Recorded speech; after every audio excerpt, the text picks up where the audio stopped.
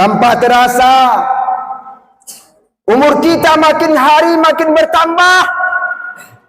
Seiring dengan bertambahnya umur, dosa pun makin hari makin bertambah. Baik dosa yang disengaja ataupun dosa yang tidak disengaja. Baik dosa yang tampak ataupun dosa yang tersembunyi.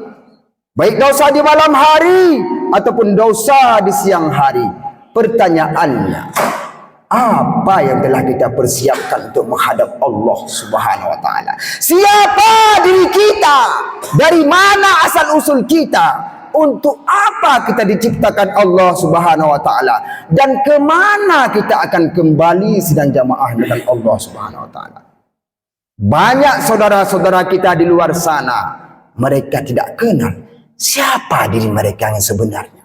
Untuk apa diriku ini sidang jamaah? Untuk apa aku ini sidang jamaah? Apakah tugasku berangkat pagi pulangnya sore sidang jamaah? Menumpuk-numpukkan harta, mencari jabatan yang tinggi sidang jamaah? Sementara itu kita tahu sidang jamaah itu hanya bersifat fana sidang jamaah. Tidak sedikit pun kita membawa kepada akhirat yang kekal abadi abadan sidang jamaah yang dilakukan Allah Subhanahu wa taala. Maka pada kesempatan ini, tanyakan pada diri kita pribadi sidang jamaah, apa yang telah kita persiapkan untuk menghadap Allah Subhanahu wa taala? Sementara kita sudah melewati bulan Muharram, bulan Safar, Jumadil Awal, Jumadil Akhir, sampai saat ini sidang jamaah.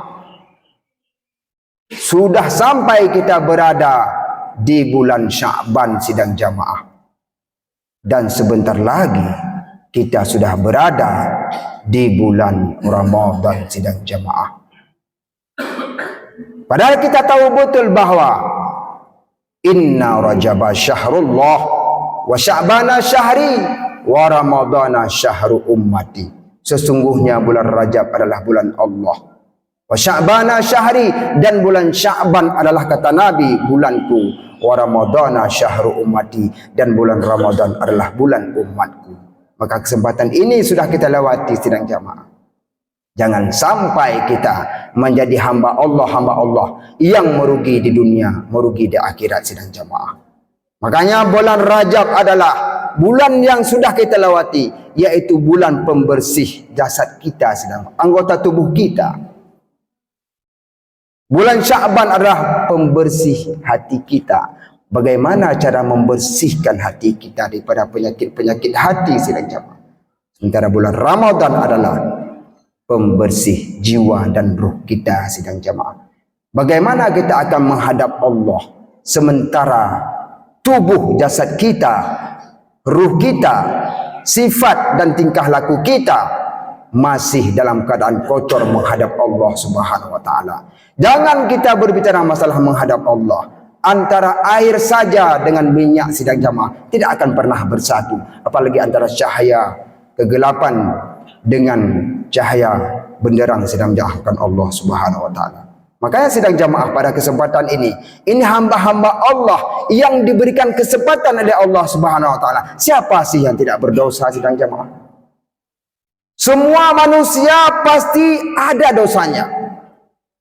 Merasakan berdosa dari umat Nabi Adam hingga umat Nabi Muhammad sallallahu alaihi wasallam tidak terlepas dari nama dosa.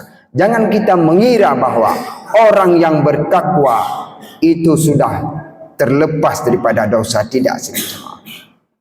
Tapi orang bertakwa ketika mereka berdosa langsung kembali kepada Allah Subhanahu wa taala sesuai dengan firman Allah Subhanahu wa taala, walladzina idza fa'alu fahishatan, dan orang-orang yang melakukan kemaksiatan kepada Allah, au zalamu anfusahum, atau orang-orang yang menzalimi diri mereka sendiri, zakarullah, mereka segera mengingat Allah, fastaghfaru lidzunubihim, lalu mereka memohon ampun atas dosa-dosa mereka.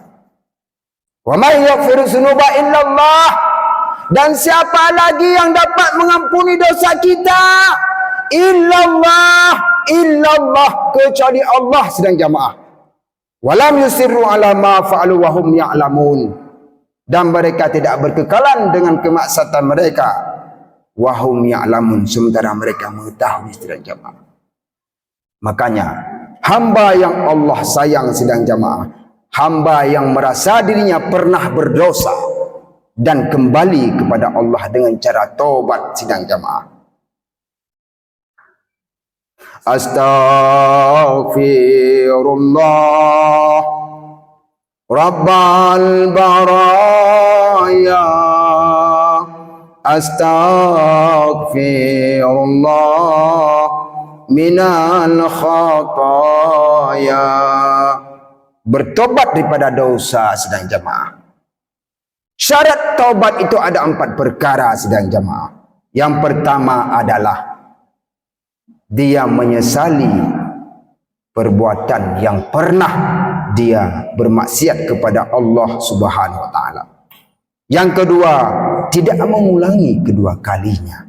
Yang ketiga adalah beristighfar kepada Allah, memohon ampun atas dosa-dosanya. Yang keempat sidang jamaah, memperbaiki hablum minallah, hablum minan nas, memperbaiki hubungan dengan Allah dan memperbaiki hubungan dengan manusia sidang jamaah. Makanya bulan ini bulan pembersih diri sidang jamaah. Disarankan, bahkan sangat dianjurkan untuk kita sering mungkin kita adalah salat taubat sidang jamaah. Pada rakaat pertama setelah bacaan suratul Fatihah, kita boleh membaca Al-Kafirun, suratul Kafirun. Bismillahirrahmanirrahim. Qul ya ayyuhal kafirun. Dan seterusnya. Pada rakaat kedua setelah bacaan suratul Fatihah, boleh kita membaca suratul Ikhlas. Bismillahirrahmanirrahim. Qul huwallahu ahad. Tapi ingat, kita membaca qa bukan dengan kaf. Kalau qul huwallahu ahad, katakanlah olehmu Muhammad bahwa Allah itu satu. Tapi kalau qul huwallahu ahad, makanlah olehmu Muhammad bahwa Allah itu satu. Hati-hati sidang jamaah yang melakukan Allah Subhanahu wa taala dalam pengucapan huruf-huruf dalam Al-Quran. Makanya di samping kita mempelajari ilmu fikih, tauhid dan tasawuf, ada satu ilmu lagi, yaitu ilmu ulumul Quran yang wajib kita ketahui. Kenapa sidang jamaah? Karena ketika kita pembacaan ayat Quran ataupun kita membaca suratul Fatihah dalam salat sendirian maupun salat berjamaah, jangan sampai tertukar hurufnya sidang jamaah. Karena iskatul harfi min hurufil Fatihah, menggugurkan salah satu huruf daripada huruf Fatihah adalah tidak sahnya salat. Misalkan Bismillahirrahmanirrahim, Bismillah bacaan yang benar. Tapi banyak saudara-saudara kita yang membacakan Bismillahirrahmanirrahim. Iskatul harfi min hurufil Fatihah. Yang kedua adalah takhfiful musyaddadah, meringan-ringankan huruf yang bertasydid di dalam Fatihah. Iyyaka tidak ada bertasydid, iyyaka na'budu. Hanya pada matahari. Na'budu kami sembah, wa iyyaka, dan hanya pada matahari kami memohon pertolongan. Na'udzubillahi min zalik, summa na'udzubillah sidang jamaah yang bukan Allah Subhanahu wa taala. Maka luar biasa orang-orang yang bertaubat disayang oleh Allah Subhanahu wa taala. Orang-orang yang memohon ampun kepada Allah Subhanahu wa taala.